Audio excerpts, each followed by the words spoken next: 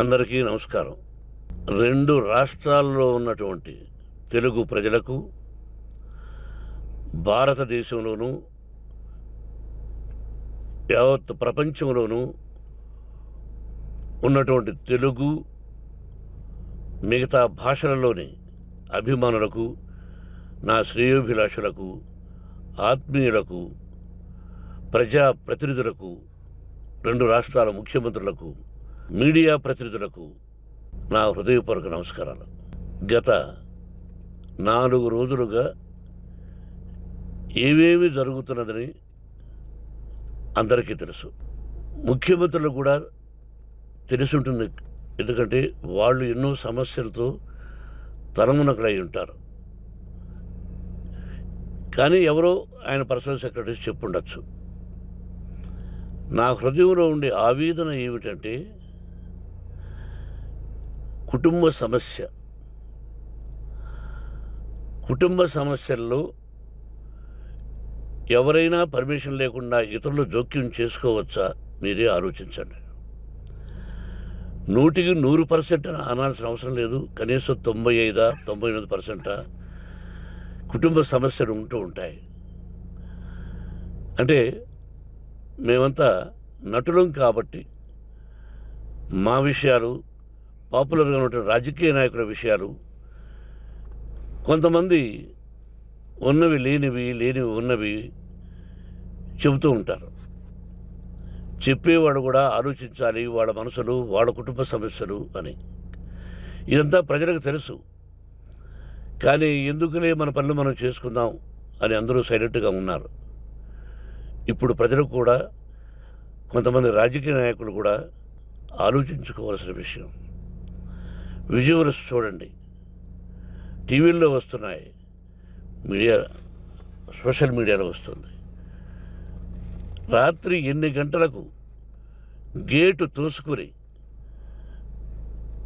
నా బిడ్డ మనోజ్ కుమార్ వచ్చాడు. అది రైటా రాంగా పర్సనల్ విషయం, తర్వాత మాడుకోవచ్చు.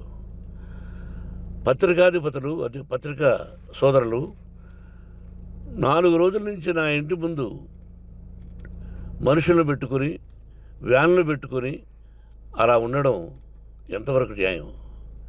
నేను అప్పటికీ బయట పోతున్నప్పుడు చెప్పాను, అందరికీ నమస్కారం అయ్యా, మీకు కుటుంబ సభ్యులు ఉన్నారు, దయచేసి నా సమస్యను నేనే పరిష్కరించుకుంటాను నా బిడ్డలతో, దీన్ని చిలవలు పరవలు చేయొద్దండి, దయచేసి నన్ను గౌరవించండి, నేను ప్రజలకు ఏం చేస్తున్నాను ఒక విద్య ద్వారా అనేది మీకు తెలుసు.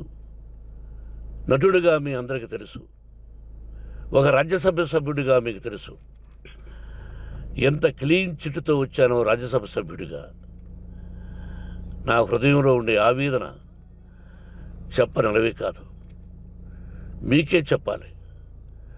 ఈ రోజున ఈ మీడియా సోదరులు ఎంత కల్పితాలు, ఎంత నెగటివిటీ నన్ను గురించి చెప్తున్నారో మీ అందరికీ తెలుసు. దానికి నేను బాధపడడం లేదు.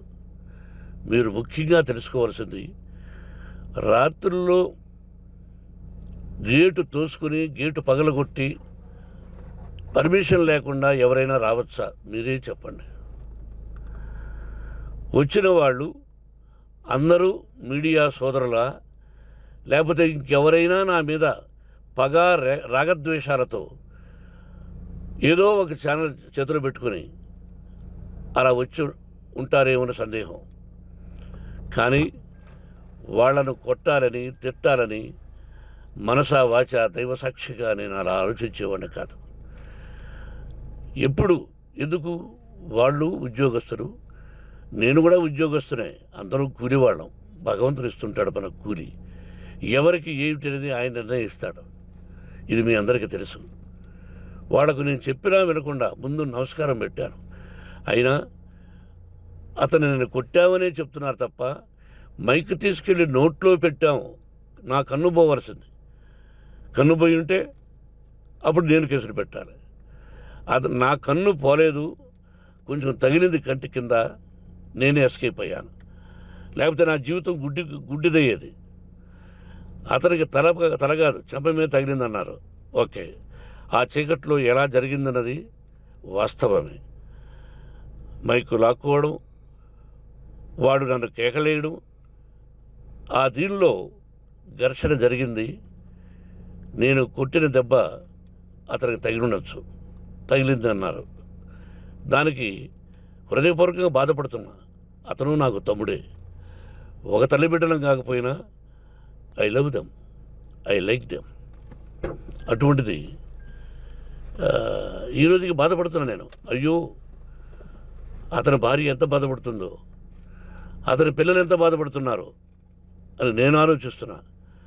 మరి నేనెంత ఆవేదనకు గురి హాస్పిటల్లో అయ్యానో. నటించింది సినిమాలో నటిస్తాను తప్ప నిజ జీవితంలో నటించాల్సిన అవసరం లేదు. నాకున్నది ఒకటి ధైర్యం, సాహసం. నీతిగా, న్యాయంగా, ధర్మంగా బ్రతకాలన్నది నా ఆలోచన. ఎందుకు కొట్టాలి? గేటు బయటుండి నేనేమైనా అసభ్యకరంగా వాళ్ళని కొట్టుంటే డెఫినెట్గా నా మీద 50 కేసులు కాదు 100 కేసులు పెట్టి నన్ను అరెస్ట్ చేయొచ్చు. లేకపోతే నేనే పోలీస్ స్టేషన్ పోయి, అయ్యా, ఆవేశంలో నా ఇంటి బయట ఉన్న వాళ్ళను కొట్టాను, నాది తప్పే అని పోలీస్ స్టేషన్కి ధైర్యంగా వెళతాను. కానీ ఇంటి లోపలికి వచ్చి నా ఏకాగ్రతను, నా మనశ్శాంతిని భగ్నం చేశాడు. ఆల్రెడీ నా బిడ్డ చేస్తున్నాడు. అయినా నీ కన్నబిడ్డ, ఎప్పటికీ నీ కన్నబిడ్డే. ఏదో ఒక రోజున న్యాయం జరుగుతుంది, మేము కూర్చొని మాట్లాడుకుంటాం. దీనికి మధ్యవర్తులు అక్కర్లే. కుటుంబ సమస్యలకు బయట వాళ్ళని పిలిపించి ఇలా చేయండి, మీరు ఇలా మాట్లాడండి అని చెప్పక్కర్లే. కట్టు బట్టలతో మద్రాసుకు వెళ్ళేవాడిని. ఆల్రెడీ మీకు చెప్పాను. పైసా లేకుండా కట్టుబట్టలతో, చెప్పులు సగం కింద అరిగిపోయి అలా వెళ్ళినవాడిని. మా తల్లిదండ్రులు అద్భుతమైన జన్మను ప్రసాదించారు. ఒక్క పైసా ఇవ్వాల. నా కష్టార్జితంతో నేను సంపాదించి ఈరోజు నేను కులమతాలకు అతీతంగా 25% ఫ్రీ ఎడ్యుకేషన్ ఇస్తూ, నా స్థాయిలో నాకు తగిన సహాయం చేసుకుంటూ, వరద బాధలు వచ్చినా, ఇంకోటి వచ్చినా, అన్నయ్య ముఖ్యమంత్రిగా ఉన్నప్పుడు కూడా ఎన్నో చేశాను. బట్ అవి మర్చిపోయి ఈరోజు కొట్టింది మాట్లాడుతున్నారు.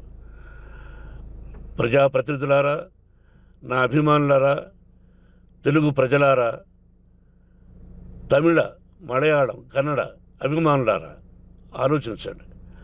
నేను చేసినది తప్పు, కొట్టినది తప్పు. ఏ సందర్భంలో కొట్టాల్సి వచ్చింది?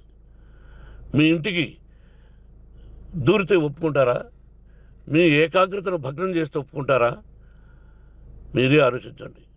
న్యాయాధిపతులు కానీ, ప్రజాప్రతినిధులు కానీ, అభిమానులు కానీ, వ్యాపారస్తులు కానీ, ఇదే మీడియా ప్రతినిధులు కూడా వాళ్ళ ఇళ్ళలోకి ఎవరైనా దూరి, ఏయ్ మన గురించి ఇలా రాశావు అని ఆ ఇళ్ళల్లోకి ఒక 10 మంది వెళితే వాళ్ళు దండం పెట్టి పంపిస్తారా? ఏం చేస్తారు చెప్పండి? మీకు టీవీలు ఉన్నాయి, మాకు టీవీలు లేవు. నేను కూడా రేపు టీవీ పెట్టచ్చు. అది కాదు గొప్ప. నా హృదయపూర్వకంగా చెప్తున్నా, అతని మనసును బాధ పెట్టినా, అతను గాయమైన దానికి చాలా చింతిస్తున్నాను. చింతించే లాభం ఏమిటండి అంటే, మరి ఏం చేయాలి? మీరు చేసిందేంటి? మళ్ళీ చెప్తున్నా, అసలు అతను నిజంగా జర్నలిస్టా కాదా అని ఆ చీకట్లో నాకు ఎలా తెలుస్తుంది? టీవీ 9 అని నాకు ఎలా తెలుస్తుంది? ఏదో ఒక కంటి మీదకి ఒక మైక్ వచ్చింది, దానికి అబక్కం లాక్కున్నాను. ఇది వాస్తవమే, అసత్యం కాదు. అది టీవీ 9, ఆ టీవీ 9 మైక్నే లాక్కోవాలి. అది ఏంటండి? నేనేమన్నా మూర్ఖుడినా? వాళ్ళందరూ నాకు కావలసిన వాళ్ళే. ఈ రోజున ఆ రజనీకాంత్, అతను కూడా ఎన్నో ఫోన్లు నేను చాలా సందర్భాల్లో మాట్లాడున్నాను. ఇట్స్ లైక్ మై సన్నా, లేకపోతే బ్రదరా, అలా ఉంటాం. మరి ఈ విషయంలో మాత్రం మీరు అందరూ అంటే మీరు చేసినది తప్పు అని మీరు ఒక్కరు అనలేదే.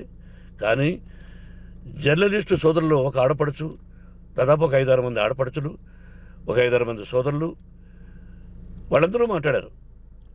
కొట్టడం తప్పైనా ఏ సందర్భంలో కొట్టవలసి వచ్చింది, ఇవన్నీ క్లియర్గా మాట్లాడారు. ఆయన్ని మీరు చెప్పరు.